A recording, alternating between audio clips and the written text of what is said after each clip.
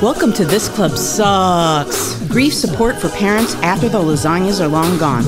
I am your host, Melissa Monroe, here with my co-host, Alexandria Seamock. Each week, we record our child loss chat on Twitter Spaces, where we explore topics around grief and trauma. Whether you are a bereaved parent, want to support bereaved parents, or exploring other sources of grief, we'll be here holding space after the lasagnas are long gone. Oh, this club sucks.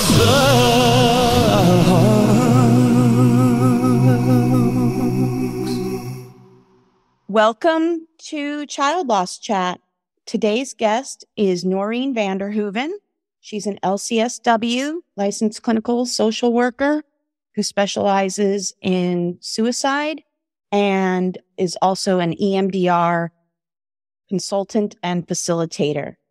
Norine, would you like to introduce yourself to us? Yeah, no, thanks. You did a great job. I've been practicing for about over 35 years, let's say that. And I worked with a lot of suicide attempt survivors and people who are at high risk. And most recently, in the last few years, I've been working more with suicide loss survivors and just a lot of people with complex grief and trauma and grief period, especially through all of the times of COVID. Yes, which brings up an excellent point that I wanted to talk about today, which is the pretty sizable increase in suicide attempts and suicide for teens, specifically during the COVID period. I've read different statistics from different places, and no one better to ask than you about this increase during and, well, I would say post-COVID, but we're not done with it, are we? Yeah, actually, I wish I knew we were talking about this because then I could find I have a whole list of the statistics from the CDC from 2021. And really, yes, teen suicide did increase, and the highest rate is still in males. And males in general, I would say, I think it's 35 to 64 Caucasian males have one of the highest suicide rates.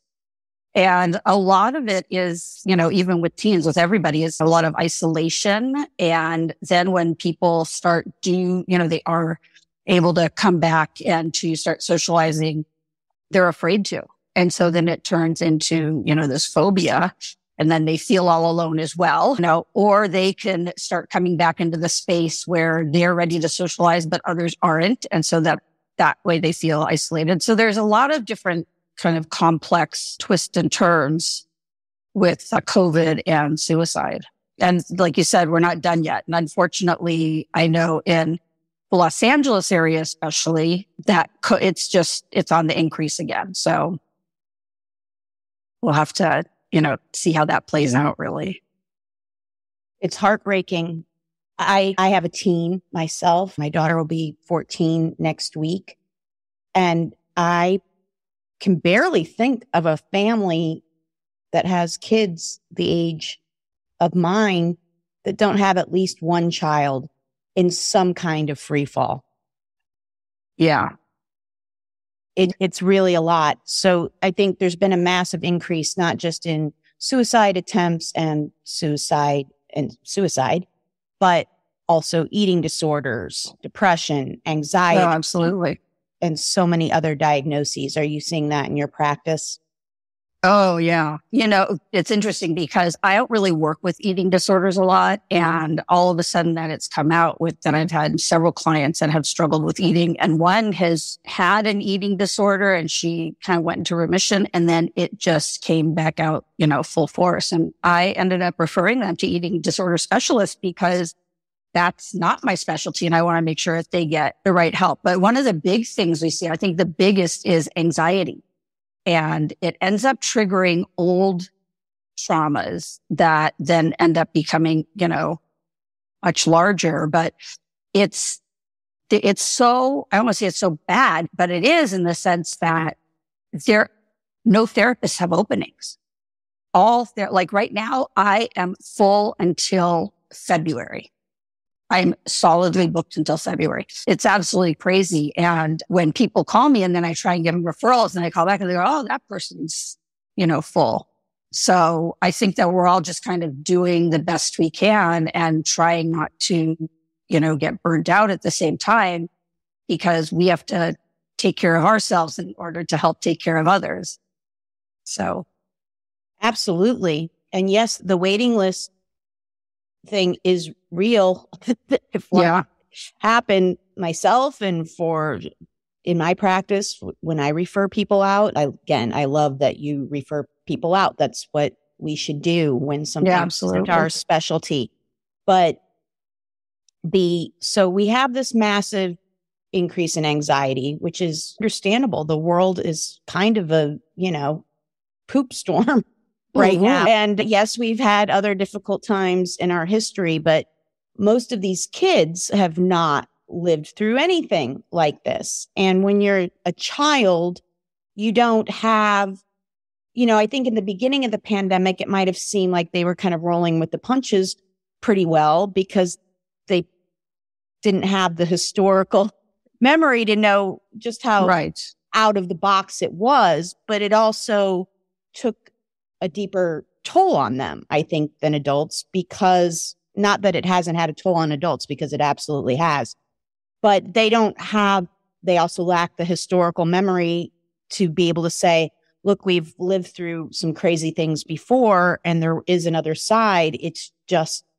we're just going to have to buckle in for, hopefully not too much longer, but one never knows. Right. So what advice, and nothing will increase anxiety like not being able to find a therapist for your anxiety.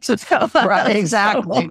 The parents, and then, that's really anxiety producing for the parents, and then your parents are stressed out. Could we possibly go over some tips to manage anxiety while we are waiting for help? Because there is a nationwide shortage right now of qualified therapists.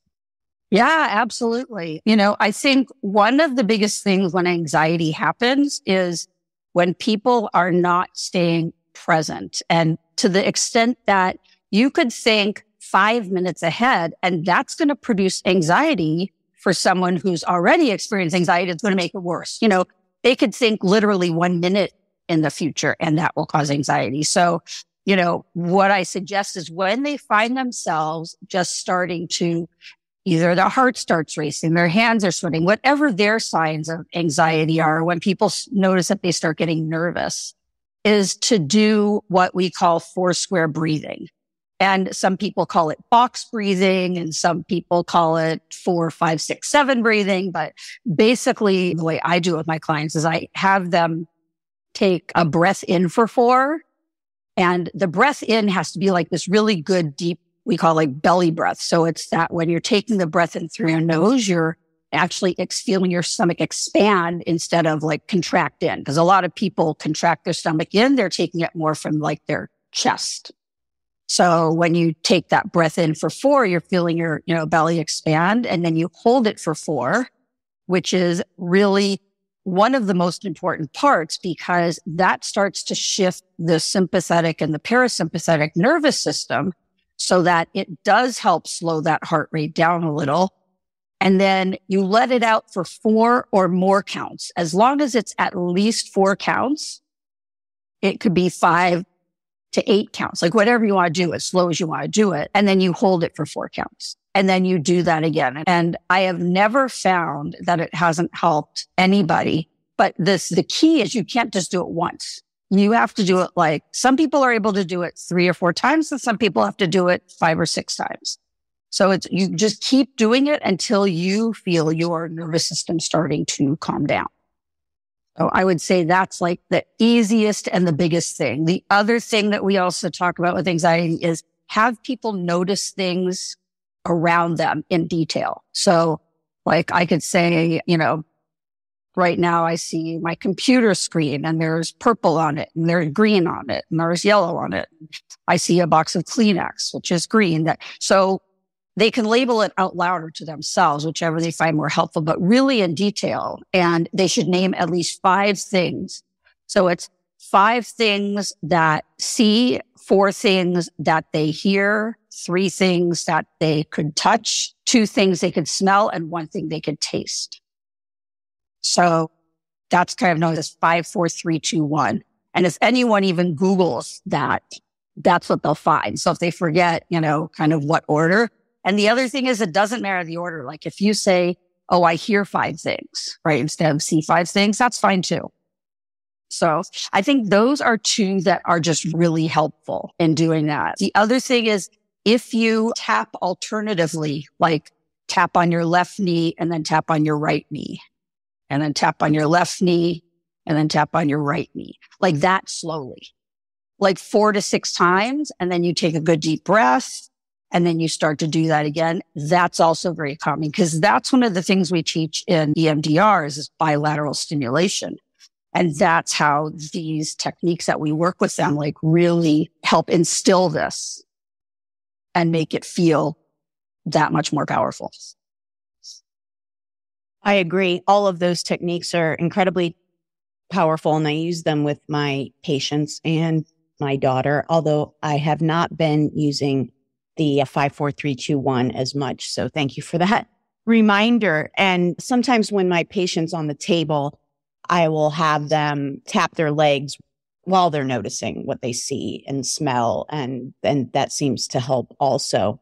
But the take-home message is really, you can change your nervous system. You can change whether you're sympathetic or parasympathetically dominant very quickly. I mean, even if you said, 5 or 6 breaths rounds is the longer, that's still not even, 2 minutes maximum. So a little bit of breath work can really make an enormous impact, and it's free, which is wonderful. And it's something we really all should be doing. So I'm really glad that you brought these up. Yeah, absolutely. I think what happens is people start to get anxious, and then they think there's nothing that can calm them down. So what I like to do is they could do one of 2 things. They can put it in their phone under their notes. So they actually have, several things listed. And if there are other mindful things that, they like to do, then they should list those too. Because even though they might like to do them, when people start to get anxious, they forget everything. So if they write that down, like in their notes section, or what I do when I'm in my office with my clients is I have them take a screenshot of whatever worksheet or exercise we're doing. Even if there's nothing for them to write on it, it just has the instructions how to do it. And I have them take a screenshot, and in their photos, I then have them make an album. And the album could say whatever they want. It could say coping skills. It could say, therapy, Norine, whatever. But then they put all of those screenshots into that one album so that when they are anxious, they're not having to scroll through their whole phone of all their photos to look and see, what it is that they can do when they're anxious. But it's actually right there in that photo album. That's a great idea. Most of my saved things on Instagram are deal with myself tools or recipes, one of the 2. So yeah, I love that. And another thing I do with my patients is for the ones that really don't have a lot of experience with breath work, or they say, I forget. I say if you're doing it daily, you're less likely to forget. If you're doing it anyway, exactly, you're less likely to forget. So I have them set an alert on their phone a few times a day. Yes. Like morning, midday, evening, and just stop. Just stop when that alert goes off, do a few rounds of breath, because the more you're tapping into it, even for a few seconds, the more likely it is to become second nature, and the more likely you are to remember it when you notice that you are becoming anxious. Yes, exactly. The other thing I do very similar to that, I do that as well. I tell them they have to practice at least twice a day. And I still have them set their alarm, but I tell them when they wake up in the morning and when they go to bed at night, because those are 2 points that you're going to do anyhow. It's not like going out of your way to have to stop and do something. That when you get out of, when you wake up, before you get out of bed, just do this. It takes 5 minutes, not even. And the same thing before you go to bed. So I have them set their alarm until it's kind of commonplace and, seamless for them to do. And if it never becomes easy for them or seamless, then they just keep their alarm on, to go off at those times. Beautiful. Dr. A, did you have a question? I do. When someone's anxious, what does the tapping do? So what it does is an EMDR, it's based on this bilateral stimulation. So what that means is using both sides of your brain, whether it be your eyes moving back and forth, which is how EMDR started, or tapping alternatively. Walking is bilateral stimulation. So what it does is when you do it slowly, that starts to calm your nervous system. And it just switches through the parasympathetic and the sympathetic so that your nervous system starts to really feel this. When you're doing it quickly, which is why we don't want anybody to do it quickly, is that starts to trigger these memories that you're talking to and adapting with in your amygdala, in this fight, flight, freeze. And that's what stimulates the processing through the EMDR with therapists, some attached to it. But when you do it slowly, you will just start to feel that it's just very calming. We also have what are some call them buzzers, buzzies, tappers, but they're like little pod-shaped items that you hold in your hand. And the same thing, they buzz alternatively. And you can adjust the rate. And so when it goes really slow, think about when you're doing anything really slowly. You're focusing on it. You start to breathe slower naturally because it's slow. The pace is slow. The rhythm is slow. So the more you do that, the more your system is starting to calm and your nervous system is going right along with that, But when you're doing something quickly, like as in the processing, it's not that it makes you more anxious, but it does trigger whatever it is that you are, you have trauma around. Absolutely. It's why I can't drink caffeine anymore. If I drink caffeine, my body thinks someone died. There's really no difference in my response. Well, your nervous system doesn't know the difference. No, it doesn't. And so it's decaf for me, and people can tease me all they want. I don't. I could talk about anxiety and these tips all day long, and hopefully we can have another episode, but I want to bring it back to coping with suicide, especially this time of year. And we just lost Twitch, which I know brought up a lot of things for a lot of people. Yes. It was planned before this. This show has been in the making for quite a while because it's such a big problem. I wonder if you could tell us a little bit, Norine, about some ways to cope with the grief after losing someone to suicide. I know that guilt is often extremely prominent in the wake of losing someone to suicide, and that there are it's tough to lose anyone by any, but suicide is a different bag altogether. Yeah. And I wonder if you could tell us a little bit about what might be different about it and some coping tools for people who might be struggling with grief after losing someone to suicide. Sure. Well, I think the first thing is, as far as some of the coping tools to just keep them present and mindful instead of kind of going down that rabbit hole, are what we talked about. Those are really, you can use those for anything. And, and there are some mindfulness techniques, some other ones, lots. Some people just can't sit still and meditate. So they, like I said, maybe they take a slow walk because that's mindful. But I think as far as what these people are feeling and how you deal with it, I think Twitch is a great example. And I have to say that I really have seen so much more on social media about suicide and, call 988 or use the crisis text line, or please reach out to somebody, or, you never know what you say is going to affect someone. And I think that's what happens is they start with guilt. What was there that I could have done? Why didn't I see this? Some people start with anger. Some people start with sadness. There's kind of I know that, Elizabeth Kubler-Ross had her 5 stages of death, grief. There isn't one really, because grief goes through so many changes for everybody, and they're all different.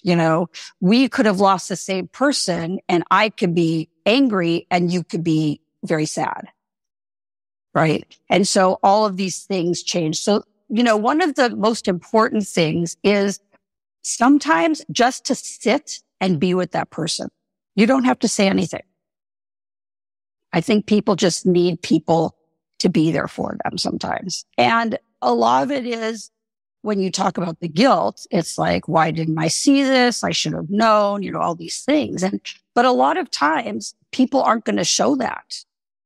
They may show that they're sad or depressed, and some people may not even show that. So, it's just really kind of bringing the person back to, it's not your fault. This has like nothing to do with being your fault. Yes. Are there always those suicides or the homicide suicides that are done out of rage? Of course. But those are like one in however many, million. Like those don't happen the same way. So it's not, you can't say always for everything. But I do really think that just being there with the person and listening to them if they want to talk to them, and I think the best thing you could just ask anybody when you see any signs of suicide or you see someone being like really upset is just like, are you okay? Or how can I help? I think people want to try and connect. And so they say, oh, I know exactly how you're feeling. Or, I've been through something like this before. Well, unless you've been through someone close to you dying by suicide, you've never been through anything like that before. And so I think that's just invalidating to people. And that's kind of Amen. One of the big things. Yeah. One of the big things that I talk about when I teach my suicide risk course is that don't say that, or don't say it, I know how you're feeling. No, you don't. First of all, everybody feels everything differently. So again, you could have, the same person, you're both very close friends with a person and this person died by suicide, but you both have different feelings. You don't know what that other person's feeling, aside from maybe sad, but maybe there are like a gazillion other feelings. Brene Brown talks about that there are like more than, or that people only know 30 feelings, or maybe they only know 6 feelings, but it's like there are so many feelings that I always had my clients a chart when I'm talking about feelings or emotions. And half of them go, I didn't know these were feelings. I didn't know these were emotions, because I think we all just know sad, angry, happy, joyful, like those basic, right? But there is way more than that. And, maybe something happened between those two people that you don't know about. Or, I had a client once who his significant other was very depressed and really trying to get help and in and out of the hospital. And they thought they were doing better. And then all of a sudden the person dies by suicide. And, my client is going, I should have done something. I should have known. They told me. Well, but it's how they're presenting, so I think just being really empathic and being a listening ear. So again, you don't have to say anything sometimes, just sit. And that's hard for people to do. It is. I remember when my daughter Alice died, which was not by suicide, unknown causes, but still, I could see, and I still experience this, I could see that people were really struggling for the right thing to say. And it's a big reason why I wrote my book and many blog articles and so forth. And I told my then husband, I need you to make me a shirt that says, you don't have to say anything. Yeah. You don't have to say anything. There are no words. There are no words is a great thing to say because it's true. There aren't. And just the people that really made a difference and made it easier for me to accept help from other people was knowing that there were some people that were willing to just sit with me no matter what came up for me and didn't feel the need to try to tell me some magic words that were going to make it all better. Because there are no magic words. No matter how the person died, there's no magic word. And sometimes not even in a death, by the way, this can apply to a scary diagnosis, or any other kind of life crisis, any kind of crisis, not even death. You don't have to say anything. Just sitting there and being helpful in any way that you can think of. And also just sitting there makes a difference. Know from personal experience, when you're the one that's, have you seen that? I'm having trouble describing it, but I think it was a nurse that came up with that, like, circles of, inner circle, outer circle, like the person who's in crisis is in the center, and then like their spouse or their parent or whoever is in the next circle, and you can support in, but complain out. Because she was a cancer nurse, I think. And that's interesting. She saw so many people have friends come in there and say things like, "This, your cancer is really bumming me out." Or, right. How ridiculous is that? Yeah, I assure you it's bumming out the cancer patient more than you. Or you haven't thought about how this affects me. No, I haven't, because I'm in the middle of trying to explain to my children that I have cancer and scheduling cancer treatments.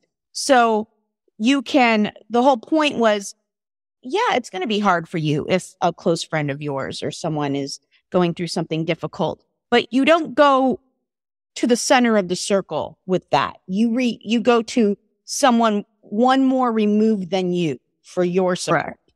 And you only help, you support in, you seek support out of that circle. And I think when that happens, it makes it easier for the person who is struggling to seek support, because I couldn't verbalize anything. I could barely. Yeah. And so reaching out for help was, in my finer moments, that's difficult. Is it for me? I'm learning, but it's difficult. I want to be the helper. It wasn't even about that. It wasn't even about pride or ego. It was, I literally could not talk. And luckily I had enough support rushing in.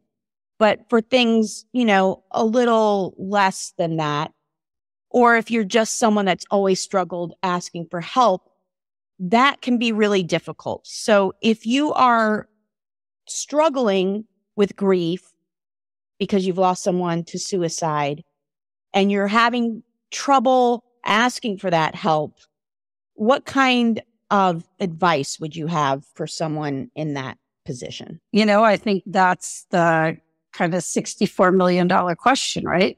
Is what you're asking is like, how do you help someone who doesn't want help? No, not necessarily that they don't want help, but don't know, they can't verbalize it, perhaps. Yeah, I think it's just still being with them, showing up anyway. People are not ready for therapy until they're ready for therapy. I have a 20-year-old that I see who lost their last year very suddenly within a period of a couple of days because of illness. And they have showed up for therapy, every single week for the last year. But really, until this last week, I don't know what clicked. But all of a sudden, they were ready. And, they talked about wanting to find somebody else their age who's been something like, through something like that for, as they had. And I recommended Our House because I thought that would be, a group that they have.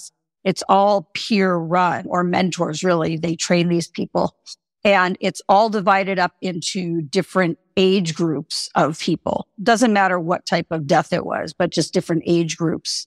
And after a year now, they're ready to go. Before that, great organization. Yeah, I love them. And before that, they would just say, "Oh, everything's okay." And so I would always say, "Well, what does okay mean?"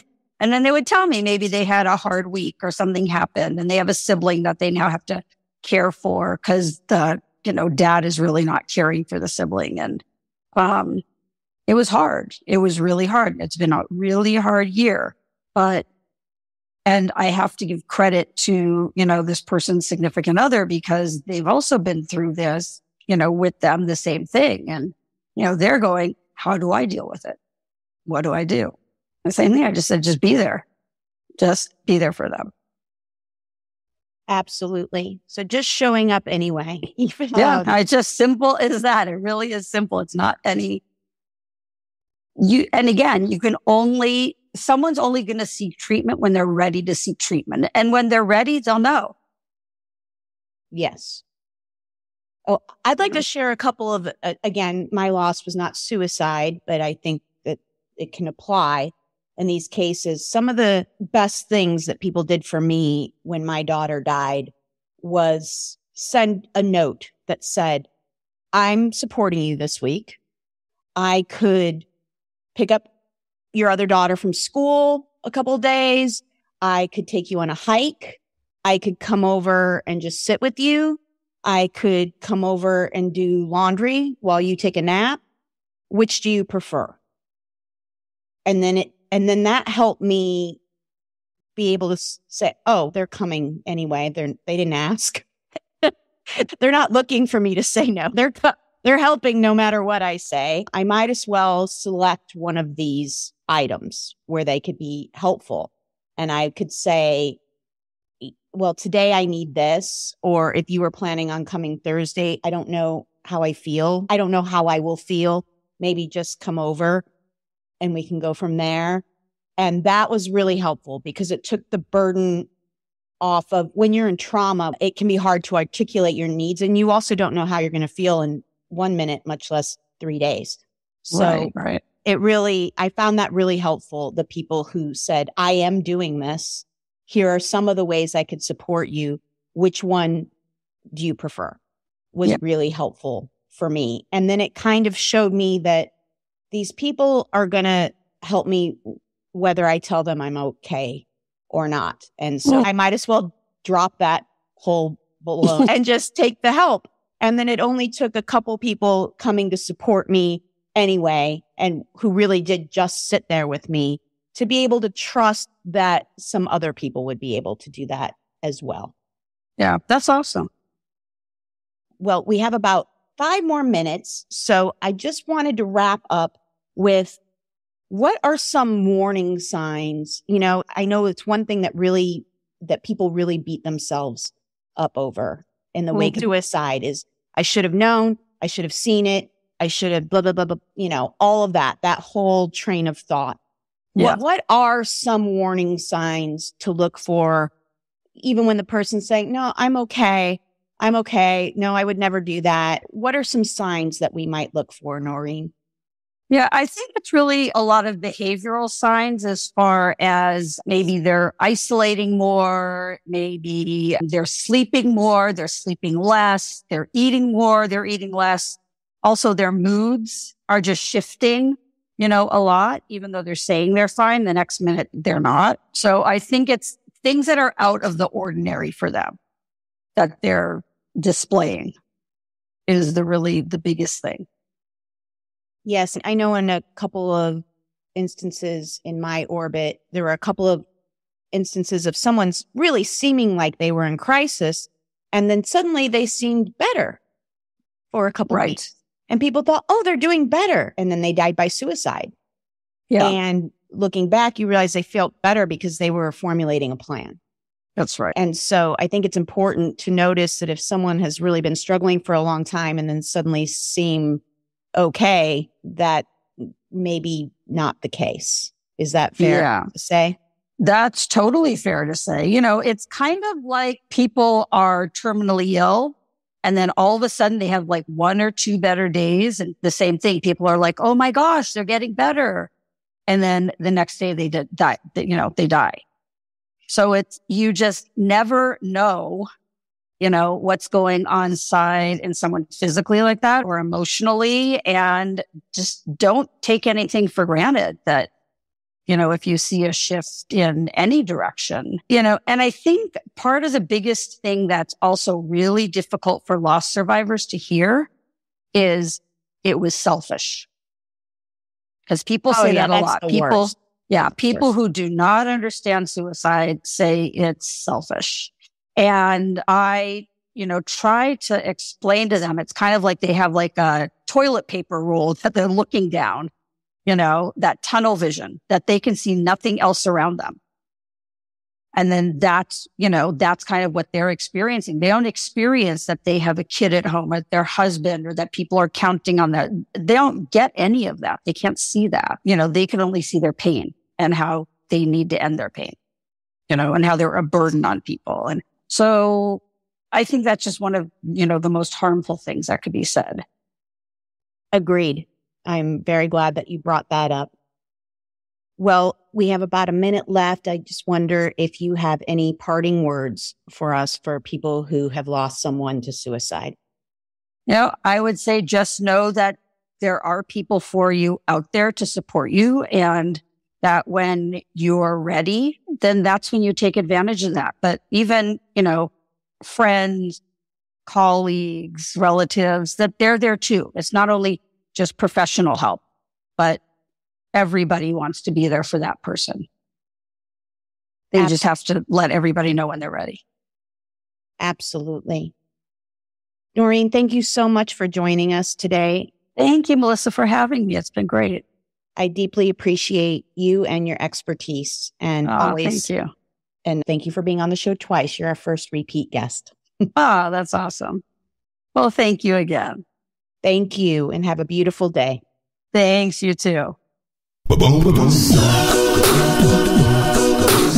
Thank you for joining us today. For more information on the show or my other work, you can check out thisclubsucks.com or melissamariemonroe.com, or you can find me on Twitter at MMeaning. May you experience some gentleness on your path today.